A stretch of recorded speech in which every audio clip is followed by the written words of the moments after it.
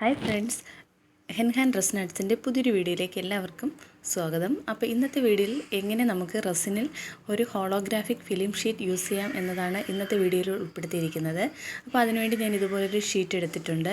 ഇത് നമുക്ക് പല കളർ ഷെയ്ഡിൽ അവൈലബിൾ ആണ്. ഇതിപ്പോൾ ഒരു പർപ്പിൾ കളർ ഷെയ്ഡാണ് ഞാൻ യൂസ് ചെയ്തിരിക്കുന്നത്.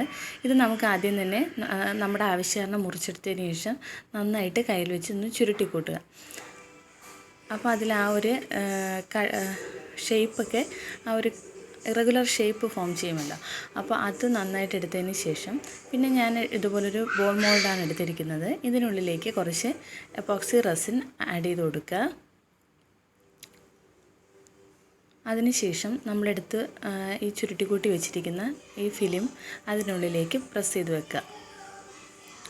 അത് ഉള്ളിലേക്ക് ഇൻസേർട്ട് ചെയ്തതിന് ശേഷം അതിൻ്റെ ടോപ്പിലായിട്ട് ബാക്കിയുള്ള റെസിൻ കൂടി ഫില്ല് ചെയ്തെടുക്കുക. ഇനി നമുക്കിതൊരു 12 hours വെയിറ്റ് ചെയ്യും. അപ്പോൾ നമ്മുടെ മോൾഡ് നമ്മൾ ഒഴിച്ചിരുന്ന റെസിൻ കാസ്റ്റ് ആയിട്ടുണ്ട്. അപ്പോൾ നമുക്ക് ആ എഫക്റ്റ് എങ്ങനെയുണ്ടെന്ന് നോക്കാം. ശരിക്കും ഒരു റെയിൻബോ ഗ്ലോബിനുള്ളിൽ ഫോം ചെയ്തതുപോലെയാണ് നമുക്ക് ആ ഒരു എഫക്റ്റ് കിട്ടുന്നത്.